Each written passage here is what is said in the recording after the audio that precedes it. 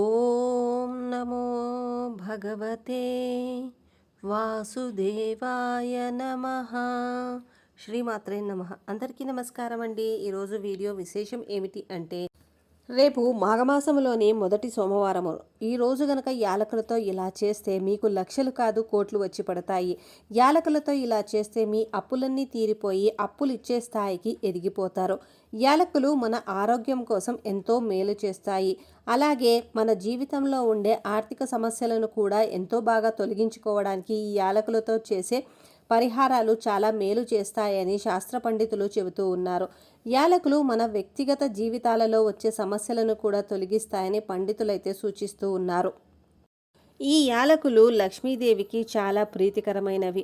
ఈ పరిహారం చేయడం వల్ల వ్యాపార అభివృద్ధి, ఆర్థిక పురోభివృద్ధి, ఉద్యోగంలో అభివృద్ధి, లక్ష్మీ కటాక్షము, అప్పుల బాధలు తీరిపోయి అప్పులు ఇచ్చే స్థాయికి ఎదగడము, ఇలా ఈ పరిహారం వల్ల చాలా ఉపయోగకరాలే ఉన్నాయి. రేపు సోమవారం రోజు 6 గంటల నుంచి 7 గంటల మధ్యలో ఈ పరిహారాన్ని చేయాలి.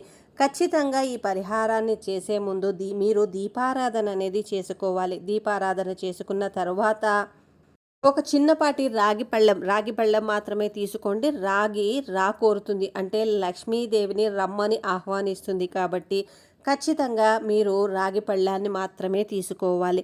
రాగి పళ్ళెం తీసుకొని అందులోకి 11 యాలకులను పెట్టండి. యాలకులను పెట్టి ఒక తెల్లపాటి పేపర్ని తీసుకొని అందులో మీ యొక్క సమస్య, అంటే మీకు ఆర్థిక సమస్యలా, అప్పు ఇచ్చి అప్పు వసూలు కావట్లేదా, ఇలా ఏదో ఒక సమస్య, వ్యాపారంలో సమస్యలా, ఇలా ఏదో ఒకటి ఉంటుంది కదా, ఆ యొక్క సమస్యను మీరు ఆ తెల్ల కాగితం పైన రాసి ఆ రాగి పళ్ళెంలో పెట్టిన యాలకులను మీరు తీసుకొని ఆ పేపర్లో పెట్టి ఫోల్డ్ చేసి, అంటే ఒక మూటలాగా ఫోల్డ్ చేసి ఆ మూటను తీసుకువెళ్ళి అమ్మవారి ముందు, అంటే లక్ష్మీదేవి, ప్రతి ఇంట లక్ష్మీదేవి పటం అయితే ఉంటుంది కదా, లక్ష్మీదేవి పటం ముందు లేకపోతే ఈశ్వరుడి పటం ముందు అయినా సరే పెట్టవచ్చును. ఇలా పెట్టి దాని తర్వాత అమ్మవారికి ఈ సమస్య ఖచ్చితంగా తీరిపోతుంది అనే నమ్మకంతో ఈ పరిహారాన్ని చేయండి. ఏదో దిగులుతో జరుగుతుందా జరగదా అన్న సందేహంతో మాత్రం ఇలాంటి పరిహారాలు అనేవి చెయ్యకండి. ఒకవేళ మీరు వ్యాపార స్థలంలో చేయాలి అనుకుంటే మీరు యాలకులను అమ్మవారి ఫోటో ముందు పెట్టి మీ పేపర్లో మీ కోరికను రాసుకొని ఆ పేపర్లోకి ఈ యాలకులను, అంటే ఇదంతా కూడా ఇంట్లోనే ఈ ప్రాసెస్ అంతా కూడా చేసుకొని ఆ పొట్లాన్ని తీసుకువెళ్ళి మీరు వ్యాపార స్థలంలో ఉన్న అమ్మవారి పటం ముందు, పటం వెనకైనా సరే పెట్టుకోవచ్చు.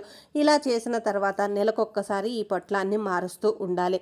ఇక మీకు ఆర్థిక సమస్యలు, ఎప్పుడూ చేతిలో నుంచి డబ్బులు ఎటుపోతున్నాయో తెలియకుండా బాధపడేవారు పర్సులో ఒక 5 యాలకులను ఎవ్వరికీ కనపడకుండా రహస్యంగా పెట్టుకోండి.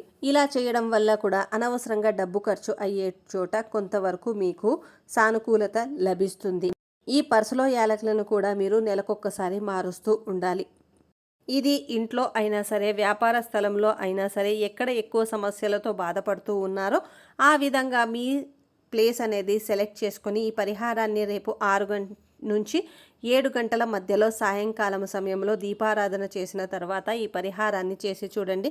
ఖచ్చితంగా లక్ష్మీ కటాక్షం అనేది మీ ఇంట నిలబడుతుంది. అప్పు బాధలన్నీ కూడా తీరిపోయి మీరే ఒకరికి అప్పిచ్చే స్థాయికి ఎదుగుతారు.